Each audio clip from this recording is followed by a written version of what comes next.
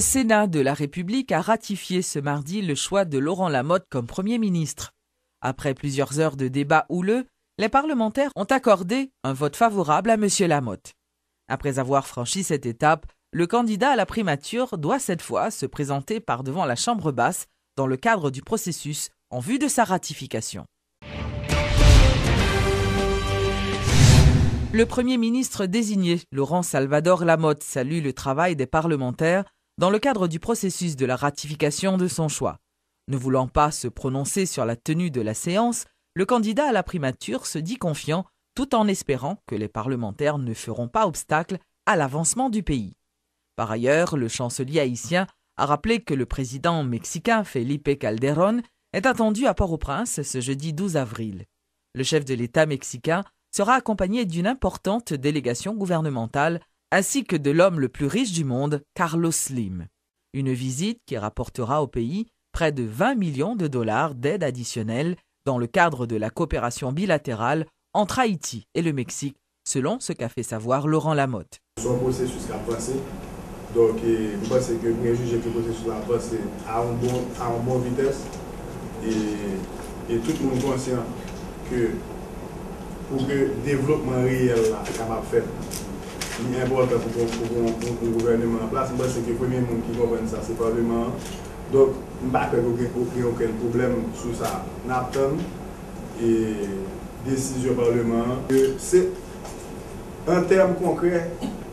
Visite la part de nous 20 millions de dollars. La part de nous pour l'hôpital et Providence. Il y a 8 millions de dollars dans l'hôpital là. Ensuite, il y a 12 millions de dollars dans la clinique. Et pendant la bourse, ça va 20 millions de dollars. Sans compter les cliniques qui ont fermé. Il y a pour mettre 12 cliniques plus 15 machines. Et ça, il y a engagé déjà. Ça qu'il y a côté de nouveau, c'est ça que je mal. C'est Boussio et puis c'est l'hôpital. L'organisation dénommée Jeunesse Montante a lancé ce mardi une série d'activités visant à sensibiliser les jeunes à assumer leurs responsabilités dans la politique en Haïti. Ces activités se dérouleront autour du thème « Participation des jeunes dans la politique ». Reportage Jacques Bourdeau. Ce mouvement juvénile qui vise à défendre la participation des jeunes à la vie politique haïtienne lance cette année sa première édition d'activité sur l'intégration politique des jeunes dans la vie nationale. Selon le président de Jeunesse Montante, les jeunes sont trop nombreux dans le pays pour être écartés des choses politiques. Nous avons une société que 70% de société ça est constituée de monde qui ont moins que 30 ans. Donc ça veut dire que c'est une société qui est excessivement jeune. Si la société ça lui mettait accent, lui baille plus importance, lui plus encadré jeune, lui plus formé politiquement, ça veut dire politique là tout, l'a besoin d'opportunité pour le faire l'autre gens, pour le faire plus bien. Rudy Stanley Penn, le président de Jeunesse Montante, dégage les idées fortes de cette semaine d'activité que Jeunesse Montante organise dans plusieurs départements du pays. Nous avons un atelier par exemple côté que nous allons réfléchir sur question et remobilisation et militaire. Ouais. Donc qui position jeunesse là sont ensemble de sujets d'actualité quand constitution ouais nous avons un atelier qui va réfléchir sur ça, nous avons un atelier qui va réfléchir sur nouvelles technologies et jeunes et politique, nous avons un atelier qui va poser problème et participation jeunes femmes dans la politique. De leur côté, les participants font part de leur détermination à travailler pour le changement d'Haïti. Si je dis à yo te créer une atmosphère côté que jeunesse là te senti impliqué dans ça qu'a fait là. Je dis et pas nous t'a fait bataille ça. Je dis à son bataille que lié. OK? Il est clair que son bataille pour nous au moins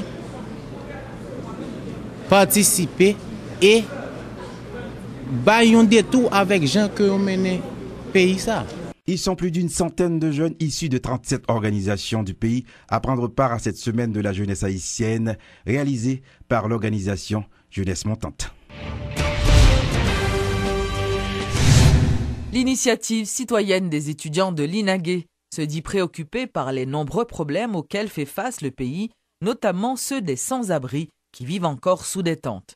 Ces étudiants invitent donc les pouvoirs exécutifs et législatifs à laisser de côté leurs querelles politiques dans l'intérêt de la nation. Nous ne sommes pas là pour ne faire aucun secteur plaisir. Mais nous ne sommes pas arrêter indifférents devant tout problème pays à prendre. Problème insécurité, capoter petit pays à les chaque jour. Problème moun en battant qui peut jamais fin résoudre. Problème grand goût, chômage, misère et maladie qui plongé le peuple à chaque jour. Plus saison cyclone qui parle arriver sous nous. Et nous tous connaissons qui conséquences ça qu'on gagne sur la population.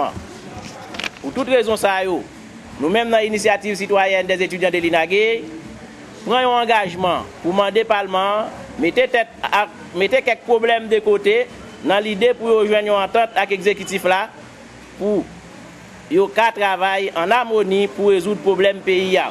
Parce que plus de problèmes n'en durée, c'est plus peuple là, misère peuple là pour augmenter. Donc, il s'est demandé pour dépouvoir ça, Parlement avec l'exécutif là, mettez tête ensemble pour mettre le pays sur un rail de développement durable. Parce que y a des gens dans le pays qui travaillent et qui ont volonté pour continuer à travailler. Célébration ce mardi du 13e anniversaire de l'organisation Femmiola.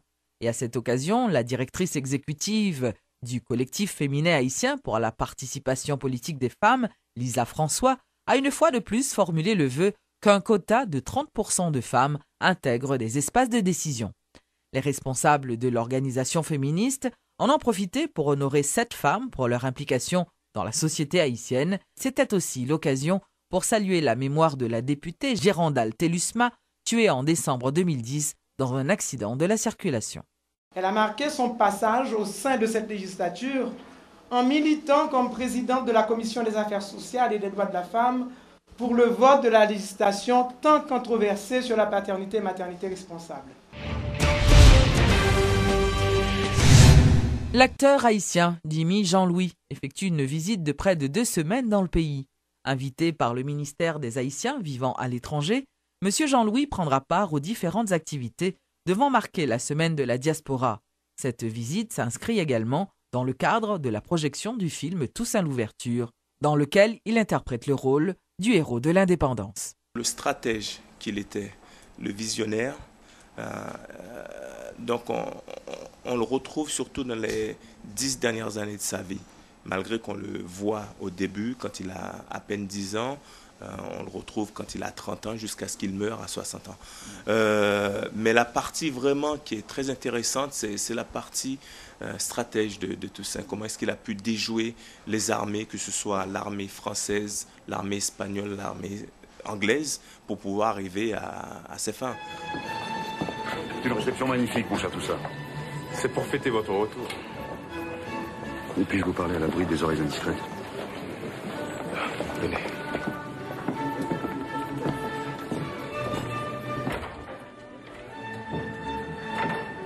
Je viens de recevoir un courrier du premier consul. Vous avez bien de la chance, il ne m'écrit pas à moi. Il a été très choqué par votre dernière lettre. Du premier des Noirs au premier des Blancs, c'était très maladroit. Il vous prend pour un arrogant. C'est à croire que je ne suis pas gouverneur de Saint-Domingue. Eh bien oui. Oui, à ses yeux, vous ne l'êtes pas. Et les rapports qu'il reçoit concernant votre toute-puissance lui font peur. Moi, ce qui me fait peur, c'est son décret.